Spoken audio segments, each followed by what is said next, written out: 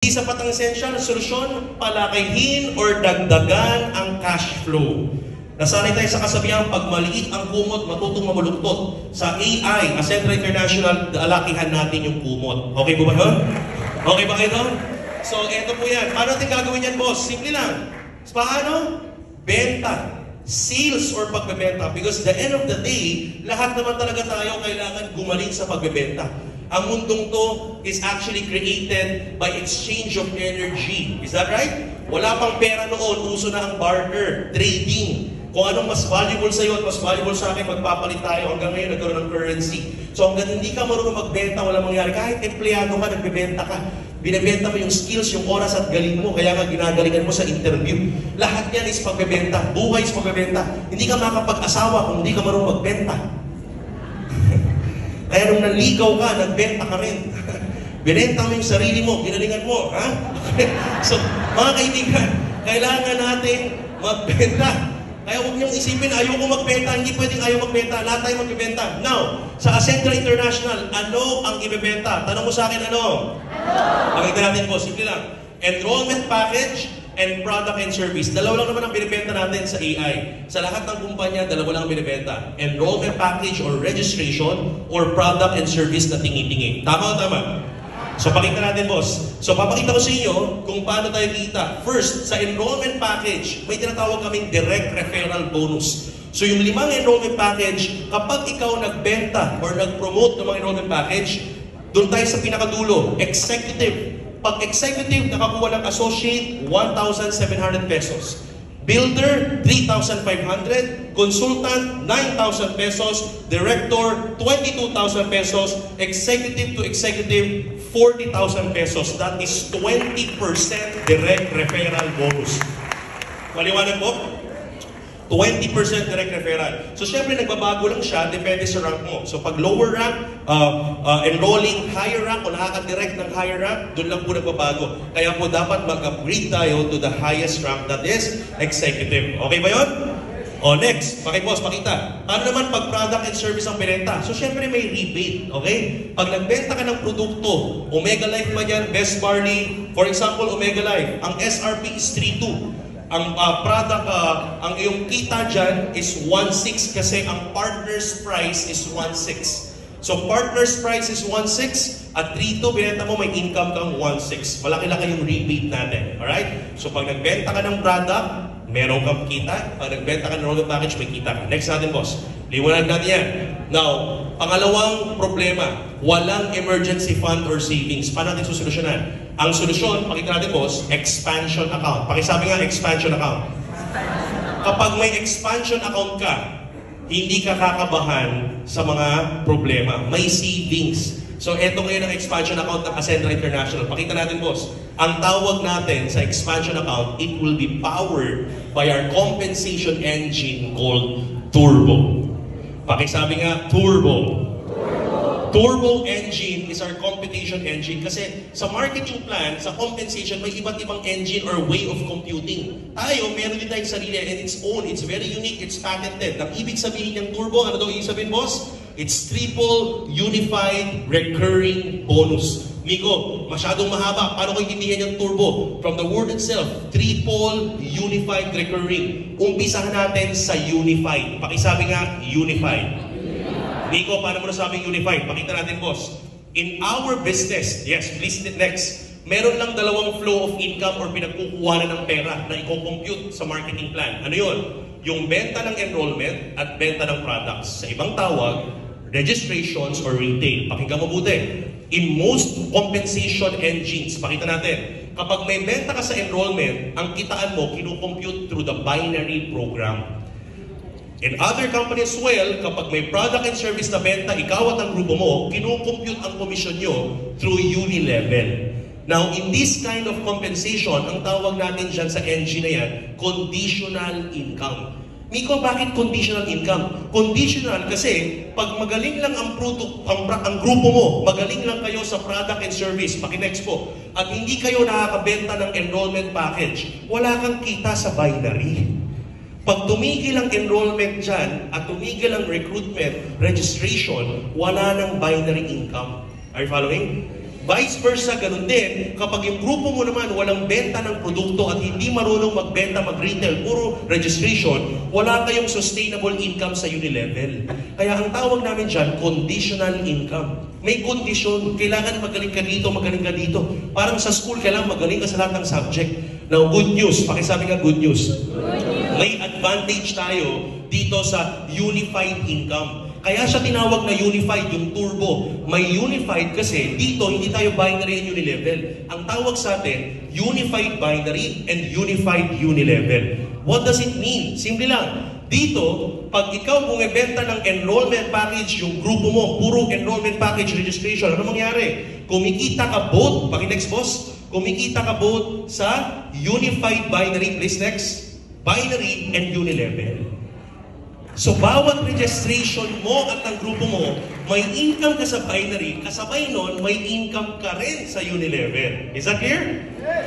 At vice versa, habang bumibenta rin kayo ng produkto, kahit wala kayong benta ng registration, basta may product movement sa grupo, kumikita ka, please next, kumikita ka rin sa unilevel at the same time sa binary.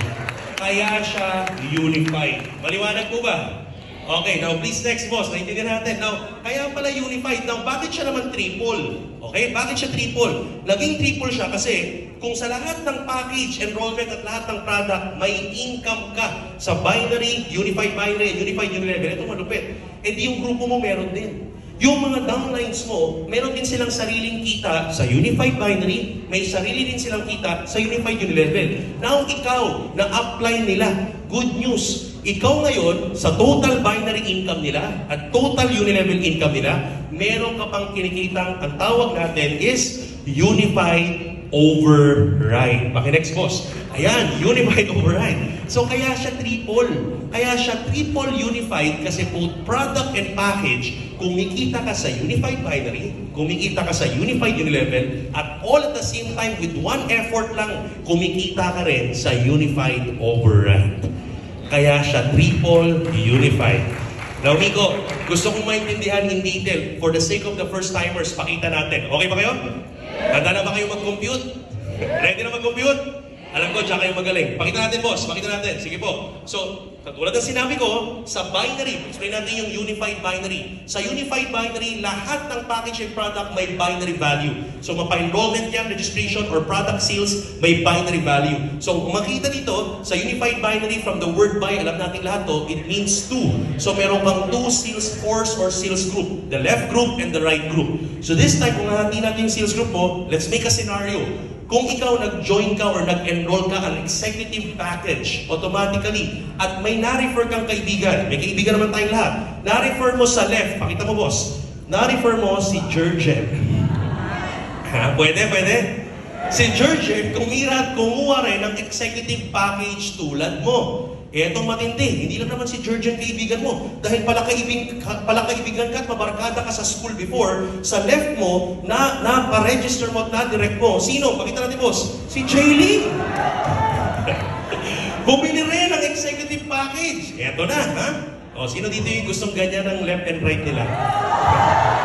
Sino dito yung kikiligin pag yan ang left at yan ang right mo? Taas ang kamay! Alam nyo, pwede pong makuha nyo sa Ascendra International yung mga susunod na Jurgen at susunod na Jaylee. Itatak mo yan ngayong araw na to. Alright? Kaya ngayon pa lang, i-manifest mo na yung nakikita mo ngayon, yung storyline natin. Okay ba yun? So, kaya ito yung magiging official AI forum natin para kapag nagpe-present ka, naalala mo, kailangan makuha ko yung Jurgen ko, kailangan makuha ko yung Jaylee ko. Okay ba yun? Okay, eto na. So, pag nakuha mo sa left and right si Jurgen and Jaylee, automatic, pakita natin, boss, kumita ka ng tag 40,000 direct referral. A total of 80,000 pesos kagad. Ang sarap umikot niyan.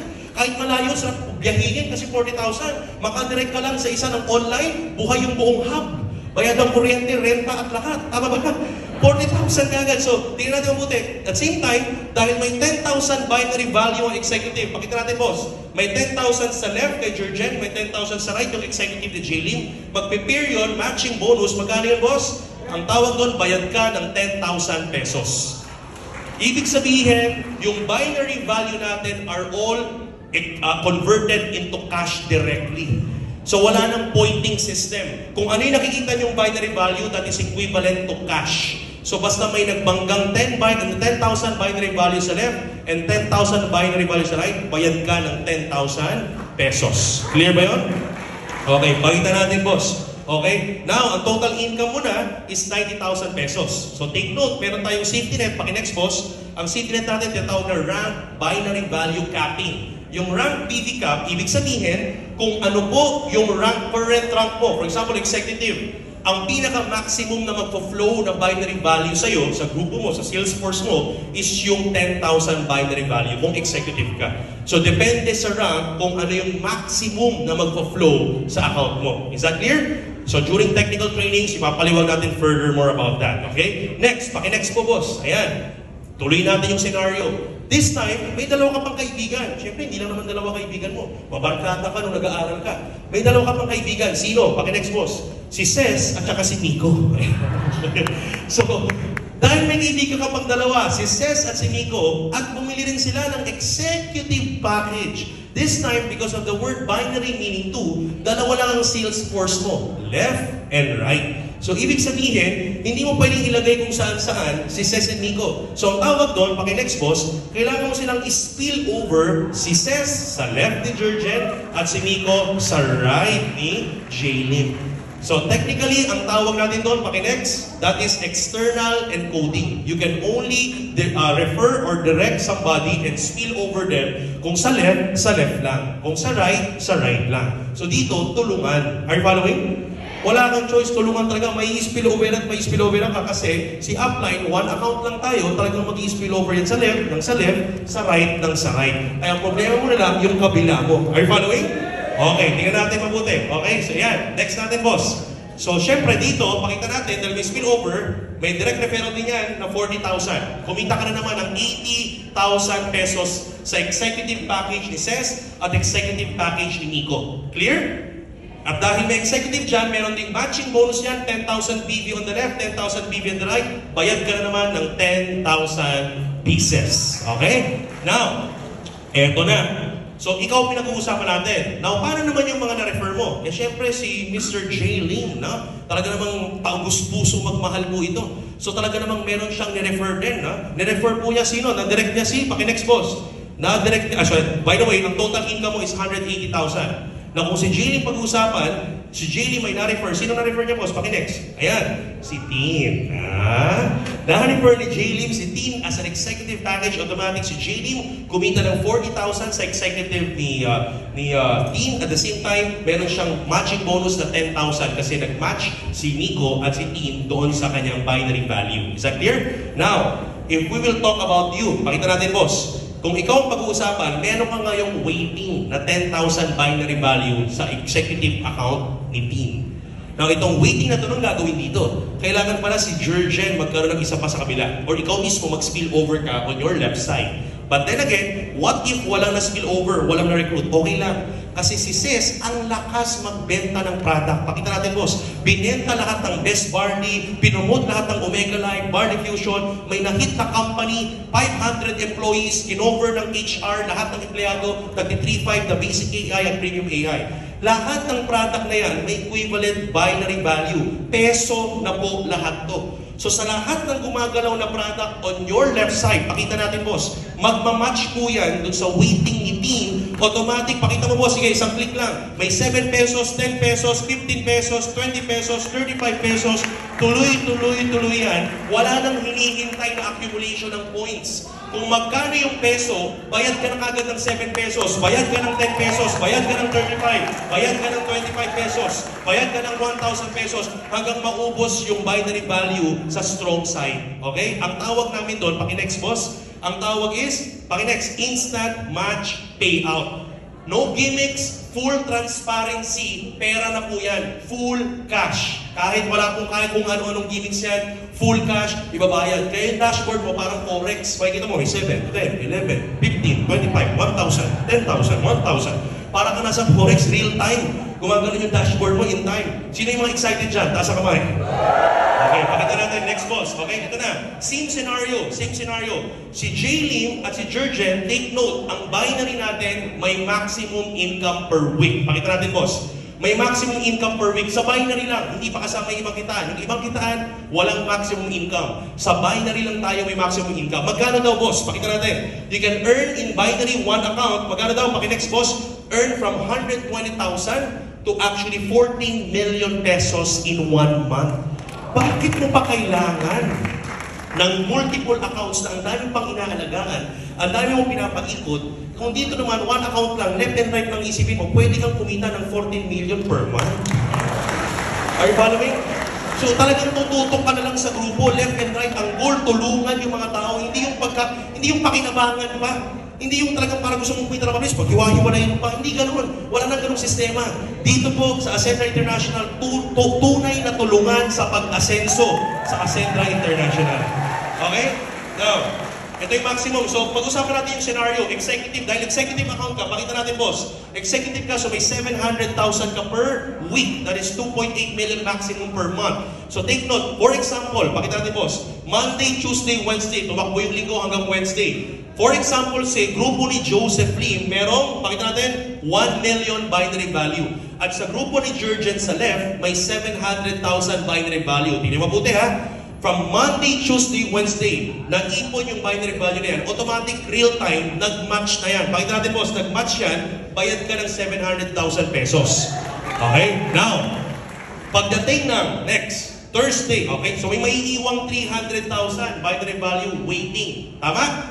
Kasi 700 minus 1 million, 300,000. So may waiting ka sa grupo ni Joseph Lim sa Salesforce niya na 300,000. No, pag gumalaw yung araw, Thursday, paki-next, boss, Thursday, Friday, Saturday, Sunday, automatically, for example, may pumasok na builder, pumasok kay sa grupo ni Sir Jurgen, automatic may 1,000 po dito. Paki-next, boss. 1,000 binary value, magmamatch yan sa 300,000. Paki-next, boss. Yan, automatic, wala ng 1,000 yan. Okay? May iwan, paki-next, may iwan ng 299,000 binary value sa strong leg. Pero hindi ka nabayad ng 1,000 kasi na-reach mo na yung maximum income potential per week ng executive account. Okay ba yun?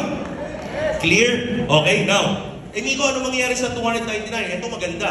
Yung 299,000 yan, sa next cut-off, paki-next, boss, yung next Monday, pag Lunes ulit, yung 299,000, nandyan pa rin yan. Hindi yan mawawala, hindi yan magpa-flash out. Ang tawag namin doon, paki-next, boss, strong leg retention. Okay ba yun? Ayan, so ganyan po ang itsura ng binary program. So ang goal mo lang, mapa-product or package, nagmamatch yan at peso value. Lahat yan peso na. Maganda o maganda? Next natin, boss. Next natin. Sige, pakita natin. Okay. So, ito yung unified binary structure. Now, ito maganda. The same scenario, the same structure, the same effort na kumita ka sa unified binary, paki-next, is kikita ka rin sa tinatawag na unified uni-level. Paki-next, boss. So, same people, but this time on a different structure.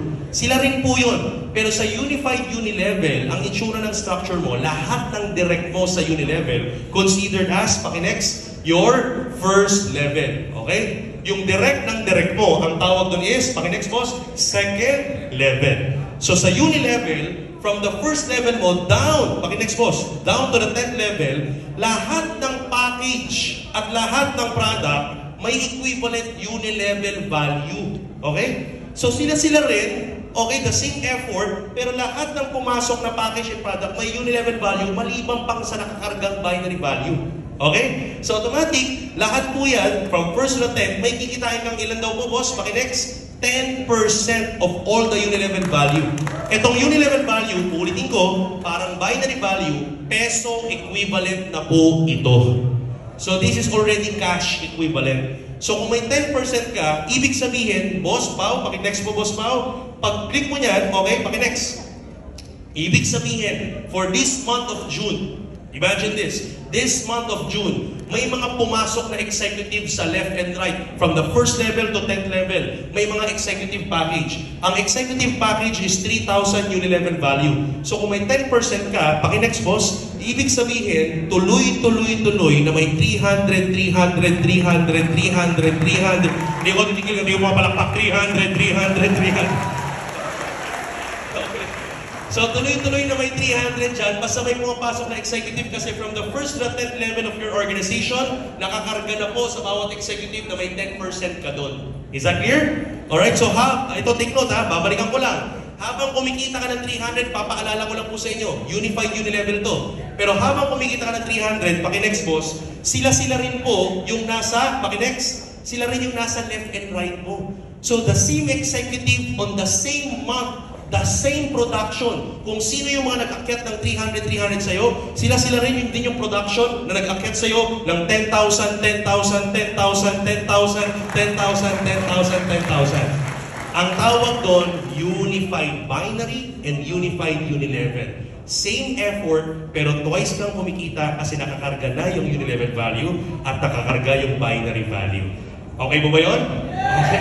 So hindi mo na iisipin maraming technicalities. Dalawa lang, basta benta ng produkto, benta ng package. Now, pagandahin pa natin, gawin pa natin mas interesting. Paki-next boss. Now this time, mayroon pang tinatawag na unified override. The same scenario, the same month of June, the same executives na pumasok. Take note, sila Ces, Jurgen, Jilim, and Miko on your first level. Paki-next boss. Silang lahat, meron din silang kanya-kanyang, paki-next. May kanya-kanya din silang left and right. So may left and right din sila kanya-kanya. Si Ces may left and right, si Jurgen may left and right, si Jilim may left and right, si Nico meron ding left and right. So technically lahat sila kumikita rin ng unified binary income. Kung kumita sila sa same production, kumita ng taga 100,000 pesos unified binary, ikaw may income kang unified override, paki-next, na 10% sa 100,000, so meron kang 10,000 pesos sa lahat ng income nila. So, ibig sabihin, may income kang 10% sa lahat ng total binary income. Eh, syempre, same executive package, same product on that month of June, paki-next boss, meron din silang kita na unified unilevel. Paki-next boss, may unified unilevel income din. Let's say may taga 50,000 sila sa unified unilevel. Again, meron ka na namang, paki-next boss, 10%. So 10% of 50,000, meron kang tag pa 5,000 pesos sa kanila. So ang total unified override mo, paki-next boss, total unified override is 60,000 pesos. So ibig sabihin, habang kumikita ka sa unified binary, kumikita ka sa unified unilevel, kumikita ka rin sa unified override from the total income of your directs. Pwede o pwede? So, ang kagandahan doon, mga kaibigan, lumalalim pa po siya as you rank up. As you rank up, yung second level mo, lahat ng executive na yan, sabay-sabay, paki-next boss, sabay-sabay yan, yung 300, 10,000, 300, 10,000, 300, 10,000. Kasabay, yung 60,000 overrides mo, lahat yun nangyari sa isang buwan, month of June, same production. Kaya po, ang tawag natin, paki-next, next and next boss, kaya ang tawag is recurring. Pakisabi nga, recurring. Kasi same effort, same month, same production of products and package, kumita sa unified binary, kumita sa unified unilevel, kumita ka pa sa total checks ng mga leaders, may unified override, kaya siya triple unified recurring bonus. Turbo engine. Pwede o pwede? Yung turbo engine na yan, paki-next boss, yan ang magiging laman ng expansion account. And last but not the least, patapos na tayo, ang number 3 problem nating